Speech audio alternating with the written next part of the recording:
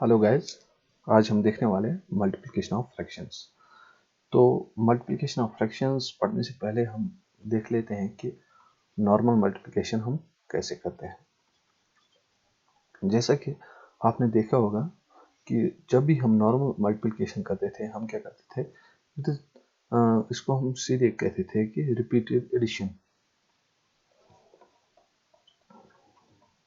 Numbers का। ठीक है, सपोज हमारे पास एग्जांपल है 5 इंटू 4। ये किस तरीके से हम से लिख सकते हैं, ये इस तरीके से हम लिख सकते हैं कि 4 को हमें 5 टाइम्स ऐड करना है। ठीक है,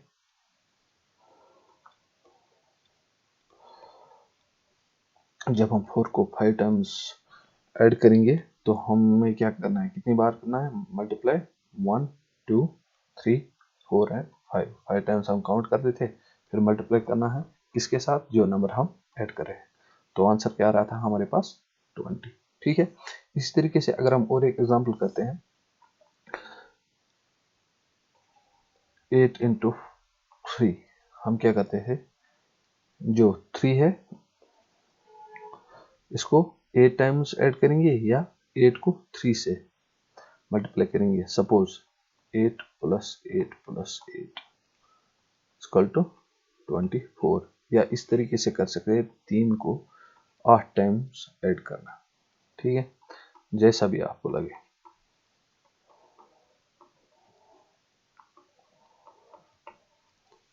कितने टाइम्स है, 8 टाइम्स, किसके साथ, 3 के साथ। आंसर क्या आएगा, सेम आएगा। जैसे कि आपको पता है कि ये कम्यूटेटिव होता है, A cross B equal to B cross A, तो कोई फर्क नहीं पड़ता हम ए का पहले मल्टीप्लिकेशन करें या बी का मल्टीप्लिकेशन करें। तो आगे चलते हैं, हमें अब देखना है कि हम फ्रैक्शंस का मल्टीप्लाई किस तरीके से करें। अगर हम मल्टीप्लाई फ्रैक्शंस का मल्टीप्लाई देखना है हमें, तो हमें सबसे पहले ये समझना होगा कि सबसे पहले अगर हमारे पास एक रेक्टेंगल दिया गया है, ठीक है, सपोज करते हैं कि हमारे पास एक रेक्टेंगल है, ठीक है, इसका कुछ लेंथ और ब्रेड्थ है। ठीक है, यहाँ तक कोई कंफ्यूजन तो नहीं है ना। चलिए बढ़ते हैं। ये सपोज हमारे पास एक रेक्टेंगल है, इसका सपोज कुछ डायमेंशन है, मान लेते हैं 8 सेंटीमीटर है। लेंथ जो इसकी है, जो लॉन्गेस्ट साइड है उसे लेंथ कहते हैं, और जो शॉर्ट साइड है उसे ब्रेड्थ है, ब्रेड्थ कहते हैं। सपोज ये 3 सेंटीमीटर है। ठीक है, यहाँ तक कोई कंफ्यूजन नहीं। तो अगर हमें अब इसका एरिया निकालना होगा, किसका, रेक्टेंगल का एरिया ऑफ रेक्टेंगल। अगर हमें कहेंगे एरिया ऑफ रेक्टेंगल ढूंढने के लिए, तो हमें क्या करना पड़ेगा, एरिया ऑफ रेक्टेंगल होता है length multiplied by breadth. Length हमारे पास की कितनी दी हुई है, 8 सेंटीमीटर। ब्रेड्थ हमारे पास कितना दिया हुआ है, 3 सेंटीमीटर। जो हमारे पास नेचुरल नंबर्स है इनका हम मल्टीप्लिकेशन करते हैं, और जो हमारे पास यूनिट है इनका मल्टीप्लाई करते हैं, सेंटीमीटर मल्टीप्लाइड बाय सेंटीमीटर। ठीक है, हो गया 24 सेंटीमीटर स्क्वायर, ये इसका आंसर है। ये जो हमने मल्टीप्लिकेशन किया, ये हमने आप कह सकते हैं नेचुरल नंबर्स का किया या इंटीजर्स का किया। ठीक है, पॉजिटिव इंटीजर्स का किया। अगर अब हमारे पास सपोज यही रेक्टेंगल है, जो हमारे पास लेंथ दी हुई है, ठीक है, जो लेंथ दी हुई है हमारे पास, सपोज ये फ्रैक्शन की फॉर्म में है, क्या दी हुई है, फ्रैक्शन की फॉर्म में।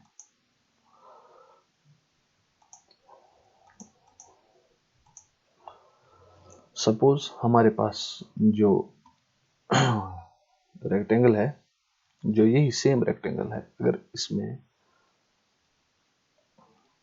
रेक्टेंगल की फॉर्म में दिया गया है, ये डेसिमल, जो सबसे पहले हम पढ़ रहे थे यहाँ डेसिमल दिया गया, अगर अब हम फ्रैक्शंस की फॉर्म में हमें दिया गया है, लेंथ फ्रैक्शन की फॉर्म में दी हुई है, और इसी तरीके से ब्रेड्थ भी जो हमारे पास है वो फ्रैक्शन की सूरत में दी हुई है। सिमिलरली फिर भी हम एरिया ऑफ रेक्टेंगल इसी तरीके से निकालेंगे। सपोज ये ए बी सी डी हमारा रेक्टेंगल है, इसका हम एरिया कैसे कैलकुलेट करेंगे? सिंपली जो हमारे पास फार्मूला है, लेंथ मल्टीप्लाइड बाय ब्रेड्थ, या शॉर्ट तरीके में इसको L मल्टीप्लाइड बाय बी भी लिखते हैं। लेंथ हमारे पास कितनी है? 7/2 मल्टीप्लाइड बाय ब्रेड्थ कितनी है हमारे पास? 3/2। तो देखने वाली बात है कि अब यहाँ क्या हो जाएगा। ठीक है, जो ऊपर वाले दो है इनको हम न्यूमरेटर्स कहते हैं। क्या कहते हैं? न्यूमरेटर्स। और जो नीचे ये डेसिमल साइन के नीचे इन्हें हम डिनोमिनेटर्स कहते हैं। ऊपर वाली टर्म्स को हम न्यूमरेटर्स कहते हैं और नीचे वाली टर्म्स को हम डिनोमिनेटर्स कहते हैं। ठीक है, तो ये कैसे सॉल्व करना होता है? जो न्यूमरेटर्स है उनका अलग से हो जाएगा, खाली न्यूमरेटर्स का डिवाइड साइन अपनी जगह रहेगी, और जो डिनोमिनेटर्स हैं उनका मल्टीप्लाई हो जाएगा आपस में। ये कितना होगा? 21 डिवाइड बाई 2 4। ठीक है, तो ये आंसर है आपके पास। अगर अब हमें यही आंसर जो हमारे पास दिया गया है ये फ्रैक्शन की सूरत में लिखना है, तो हम क्या करेंगे? सबसे पहले हम देखेंगे कि अगर मिक्सड फ्रैक्शन में लिखना है, ये इम्प्रॉपर फ्रैक्शन है। अगर हमें मिक्सड फ्रैक्शन में लिखना होगा तो हम देख सकते हैं कि 7 3 कितना हुआ? 21, और उसको कितना ऐड कर सकते हैं? 3, तभी जाके 24 आ जाएगा। लेकिन हमें ज़रूरत नहीं है, हमें क्या ज़रूरत है? 21 लाना है। 6 मल्टीप्लाइड बाई 3 कितना हुआ? 18। 18 प्लस कितना हो जाएगा? 3, लेकिन उस तरीके से भी नहीं आ रहा है। 18 21 डिवाइड बाई 3। तो देख लेते हैं कि अगर कोई वो दूसरा हमारे पास होगा तो उसको हम मिक्स्ड फ्रैक्शन में कन्वर्ट कर सकते हैं। चलिए आगे बढ़ते हैं। अगर अब हमें सपोज हमें दिया गया हुआ है कि फ्रैक्शन कैसे हम अंडरस्टैंड करें, जो मल्टीप्लिकेशन है फ्रैक्शंस का एक होल नंबर के साथ। मल्टीप्लिकेशन अभी तक हम पढ़ रहे थे सिंपल मल्टीप्लिकेशन ऑफ फ्रैक्शंस, अब multiplication of fractions by whole number. किससे? एक होल नंबर से। अगर होल नंबर दिया गया है हमारे पास, सपोज अगर हम कंसिडर करें कि हमारे पास एक सर्कल दिया गया है, ठीक है, सिमिलरली यहाँ दूसरा सर्कल दिया गया है हमारे पास, ठीक है, ये सेम डायमेंशंस के हैं, और इस सर्कल के हम क्या कर रहे हैं? पार्ट्स कर रहे हैं। ठीक है, ये एक पार्ट है, ये दूसरा पार्ट है। ठीक है, अगर हमें ये वाला पार्ट रिप्रेजेंट करना होगा तो हम किस तरीके से कर सकते हैं? देखिए, सबसे पहले इस सर्कल के 4 हिस्से हो सकते हैं इक्वल। ये हो गया 1, ये हो गया 2, ये हो गया 3, और ये हो गया 4। हमें काउंट करना है कि हमें कौन सा वाला पार्ट सिलेक्ट किया हो गया। हमने एक हिस्सा किया हुआ है, कितने में से? टोटल 4 में से। सिमिलरली ये वाला हिस्सा अगर देखेंगे, ये भी सिमिलरली 1/4 आ जाएगा। ठीक है, सपोज अगर हमें अब ऐड करना होगा इन फ्रैक्शंस का, क्या करना होगा? ऐड। जैसे मैंने कहा है कि मल्टीप्लिकेशन कुछ नहीं है, बस सिंपल रिपीटेड एडिशन है। तो क्या हम इस तरीके से नहीं लिख सकते कि ये 2 टाइम्स 1/4 को ऐड करना है? सिमिलरली जैसे अभी हमने मल्टीप्लिकेशन के थ्रू देखा था, क्या हम इसको इस तरीके से नहीं लिख सकते हैं? 2 मल्टीप्लाइड बाई 1/4, सेम यही आंसर आएगा। देखें कैसे कर सकते हैं। अगर हम यहाँ 1/4 को कॉमन निकालें तो यहाँ क्या रहेगा? 1 + 1, वो कितना हुआ? 2, और बाहर क्या मल्टीप्लाई है? 1/4। वही है जो हमने यहाँ देखा। ठीक है, ये हमारे पास क्या है? एक होल नंबर है, और ये क्या है हमारे पास? एक फ्रैक्शन है। ठीक है, तो हमें ये सॉल्व कैसे करेंगे? सीधे न्यूमरेटर को न्यूमरेटर के साथ, डिनोमिनेटर को डिनोमिनेटर के साथ। 2 1s आर, 2 2s आर। ये जो है, ये जो हमने ऐड किया हुआ है, ठीक है, ये फ्रैक्शन, अगर इस सर्कल में से ये वाला पार्ट ऐड करें और इस सर्कल में से ये वाला पार्ट ऐड करें तो रिप्रेजेंट करेंगे दूसरे एक सर्कल में। तो ये कैसे रिप्रेजेंट करेंगे हम? ये रिप्रेजेंट करेंगे हम, पहले ये वाला पार्ट ऐड करेंगे, ठीक है, फिर दूसरा वाला पार्ट ऐड करेंगे। कितने पार्ट्स हो गए? 2। टोटल कितने हैं? डिवाइड में हम टोटल पार्ट्स लिखते हैं 4। वही यहाँ आ गया ना, 2 डिवाइड बाई 4, या हम इसको और शॉर्ट लिख सकते हैं 1/2। 1/2 क्या रिप्रेजेंट करेगा हमारा? 1/2 रिप्रेजेंट हमारा करेगा ये जो हाफ पोर्शन हमें मिला यहाँ से यहाँ तक, ये रिप्रेजेंट करता है हमारा हाफ पोर्शन। ठीक है, यहाँ तक क्लियर है? कोई कंफ्यूजन तो नहीं? अगर कोई भी कंफ्यूजन है तो नीचे कमेंट्स में बताइए। ठीक है, तो चलते हैं आगे। इसी तरीके से अगर हमारे पास सपोज हमारे पास एक स्क्वायर है, इसके हमने 4 हिस्से किए हुए हैं स्क्वायर के। ठीक है,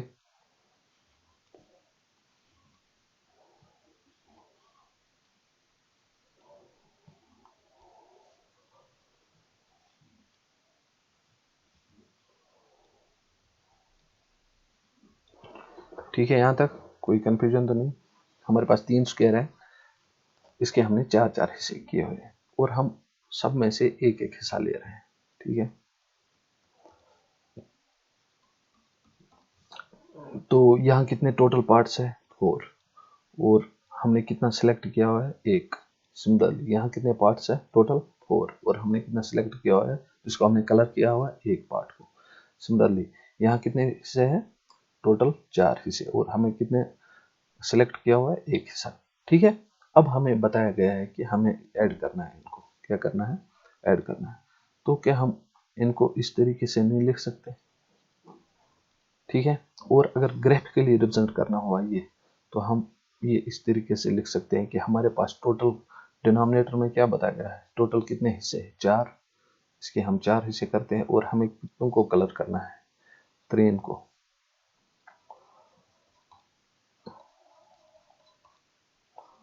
ठीक है, तो जैसा यहाँ देख सकते हैं, यहाँ एक को हमने कलर किया, यहाँ दूसरे को कलर किया, यहाँ तीसरे को कलर किया, 3 पार्ट्स का।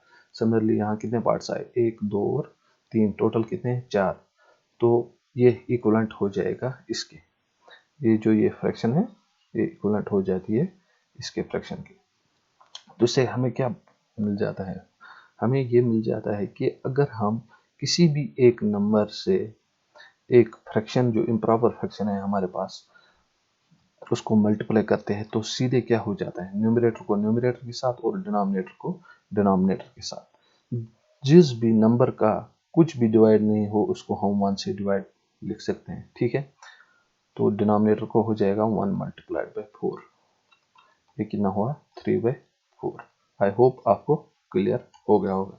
सिमिलरली इसी तरीके से आप और एक स्क्वायर ले सकते हैं। ठीक है, उसको आप बहुत सारे पार्ट्स में डिवाइड कर सकते हैं। ठीक है, जैसे हमने कितने में डिवाइड किया इसको? 12 पार्ट्स में। ठीक है, इसी तरीके से आप लिख सकते हैं कि अगर हमारे पास ऐसी ही मल्टीपल स्क्वायर्स हो और उनमें से किसी जैसे इन पोर्शंस का कलर किया हुआ हमने, तो आप बताइए कमेंट्स में कि ये जो कलर्ड पोर्शन है ये टोटल कितना हो गया होगा? इस सर्कल का टोटल कितना होगा? ये फ्रैक्शन कितना कहलाएगा? सब मैं हिंट दे देता हूँ। टोटल पार्ट्स है इसके 12 जो डिवाइड में आ जाएंगे, और जो हमने कलर किए हुए वो कितने? 5/12। तो ये फ्रैक्शन कहलाएगा। ऐसे ही करके आप देख सकते हैं। ठीक है, अभी तक हमने जो पढ़ा था वो पढ़ा था हमने जो नॉर्मल मल्टीप्लिकेशन है। ठीक है, हमने पढ़ा था अभी तक प्रॉपर और इम्प्रॉपर फ्रैक्शंस का मल्टीप्लिकेशन, प्रॉपर फ्रैक्शंस का और इम्प्रॉपर फ्रैक्शंस का मल्टीप्लिकेशन। दोनों का कुछ नहीं है, बस सिंपली न्यूमरेटर को न्यूमरेटर के साथ करना है और डिनोमिनेटर को डिनोमिनेटर के साथ करना है मल्टीप्लिकेशन। ठीक है, अगर इस तरीके से आपको कोई भी एक क्वेश्चन दिया गया हो। ठीक है, चूंकि यहाँ जो डिनोमिनेटर था वो ज़्यादा था, तो ये हमारे इम्प्रॉपर फंक्शन है। अगर आप प्रॉपर फंक्शन होगी 6/5 मल्टीप्लाइड बाय 4/3। ठीक है, कुछ नहीं करना है, न्यूमरेटर को न्यूमरेटर के साथ और डिनोमिनेटर को डिनोमिनेटर के साथ मल्टीप्लाई करना है, और जो साइन है बीच में डिवाइड की वो ऐसी रहेगी।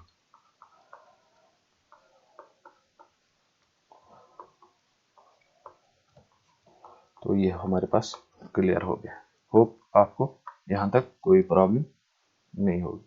अब बढ़ते हैं हम कि अगर हमारे पास मिक्सड फ्रैक्शंस हैं, क्या है हमारे पास मिक्सड फ्रैक्शन, उनका मल्टीप्लाई करना है मिक्सड फ्रैक्शन का किसी भी एक डेसिमल के साथ। सपोज हमारे पास एक नंबर है 5, इसका करना है हमें मल्टीप्लिकेशन 2/3 के साथ। ठीक है, देखते हैं। अभी नॉर्मल रूल क्या था हमारा, न्यूमरेटर को न्यूमरेटर के साथ और डिनोमिनेटर को डिनोमिनेटर के साथ। क्योंकि 5 के नीचे कुछ भी नहीं है तो हम मान के लेते हैं कि इसके नीचे 1 होगा।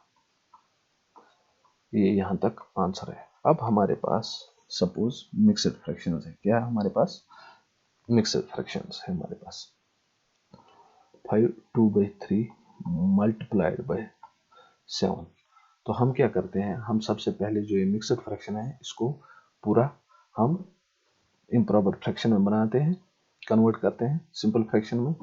5 मल्टीप्लाइड बाई 3 15, ऊपर ऐड हो जाएगा 2 और नीचे डिवाइड बाई 3। ठीक है, इसको हमें मल्टीप्लाई करना है 7 के साथ, जो होल नंबर है हमारे पास। ये कितना हुआ 17/3 मल्टीप्लाइड बाई 7। मान लेते हैं हम 7 के नीचे कुछ नहीं है तो 1 होगा। 17 मल्टीप्लाइड बाई 7 डिवाइडेड बाई 3।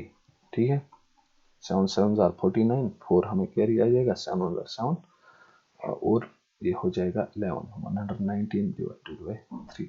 तो ये हमारा आंसर हो जाएगा। होप आपको क्लियर हो गया होगा कि हम कैसे मल्टीप्लाई करते हैं। अगर हमारे पास अब ऐसे ही दो इम्प्रॉपर फ्रैक्शंस होगी, ठीक है, उनका हम मल्टीप्लाई कैसे करेंगे, मिक्सड फ्रैक्शन सॉरी। ये मान लीजिए हमारे पास नॉर्मल फ्रैक्शन थी, अब हम मिक्सड फ्रैक्शन लेते हैं।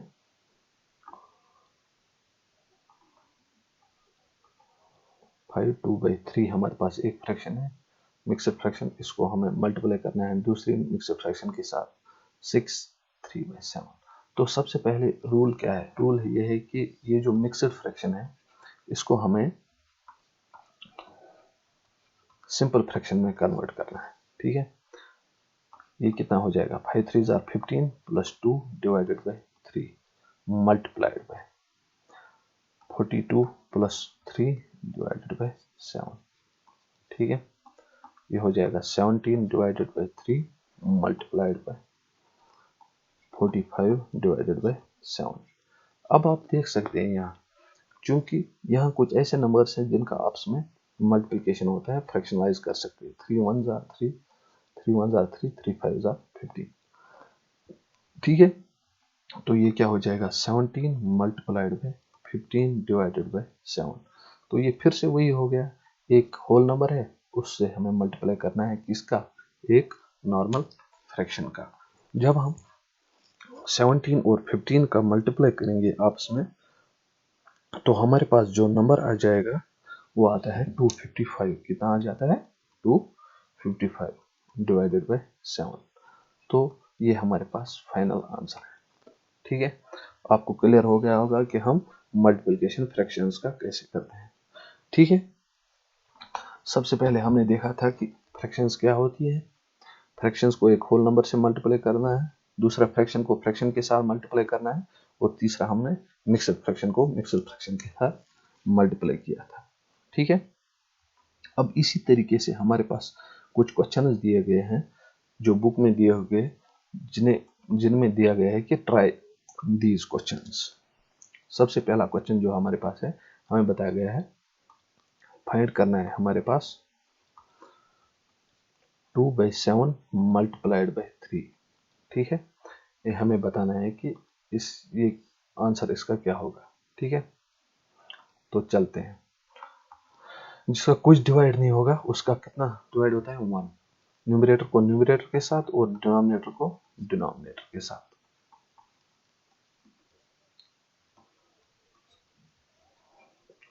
ये हो गया क्लियर, बस इतना ही आंसर था हमारा। ऐसे ही लिखा गया है दूसरा 9/7 मल्टीप्लाइड बाई 6। अब हमें जरूरत नहीं लिखने की है कि यहाँ डिवाइड बाई 1 होगा, हम सीधा न्यूमरेटर को न्यूमरेटर के साथ करेंगे और जो डिनोमिनेटर है उसको कंसिडर एज इट करेंगे कि अगर हम 1 के साथ मल्टीप्लाई करेंगे वही खुद नंबर आता है। 9 6 54 डिवाइडेड बाय 7, तो ये हमारे पास आंसर आ जाएगा। ठीक है, ऐसे ही हमारे पास 3 इंटू 1/8, ये कितना हो जाएगा, सिंपली 3/8।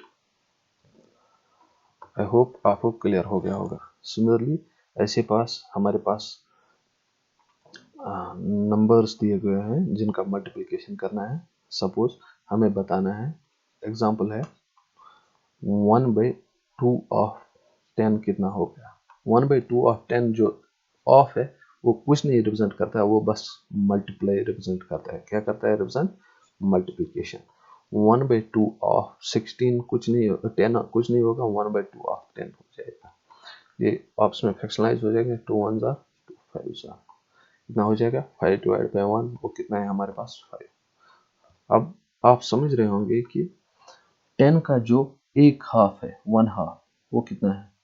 हमारे पास एक नंबर 10 था, सपोज आपके पास 10 चॉकलेट्स दिए गए या 10 पेंसिल्स दिए गए, इन्हें आपको डिस्ट्रीब्यूट डिवाइड बाय 2 करना था। क्या करना था, डिवाइड बाय 2। तो हर किसी को कितने मिलेंगे, ठीक है, 7 8 9 और 10 पेंसिल है हमारे पास, इनको 2 में डिवाइड करना है, तो हर एक बंदी के पास कितने पेंसिल हो जाएंगे, 2 हो जाएंगे, 5 हो जाएंगे, सॉरी। होप आपको क्लियर हो गया होगा। चलिए बढ़ते हैं जो हमारे पास क्वेश्चंस हैं उनकी तरफ। जो एक्सरसाइज 2.2 है, उससे पहले हमें एक जो अनसॉल्व्ड एक्सरसाइज में है क्वेश्चन एक, वो हमें सबसे पहले सॉल्व करेंगे। जो एग्जाम्पल 5 है, बुक में दी गई है, आप देख सकते हैं।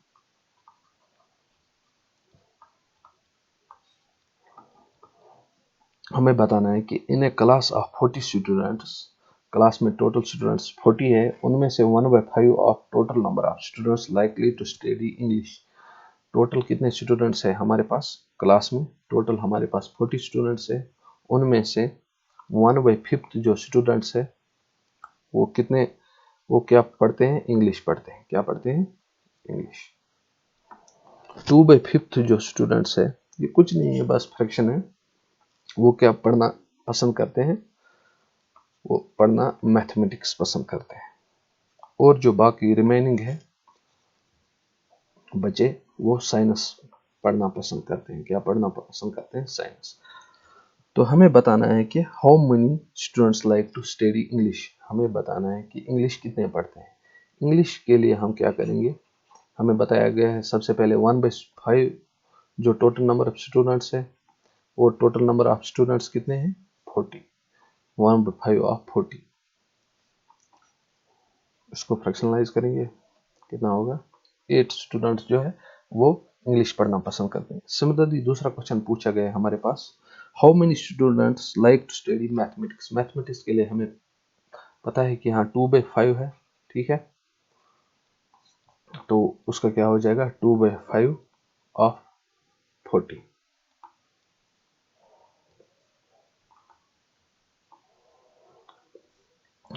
ये कुछ नहीं है, बस सिंपल मल्टीप्लिकेशन है ऑफ, जहां भी होगा आपको मल्टीप्लाई करना है, ठीक है।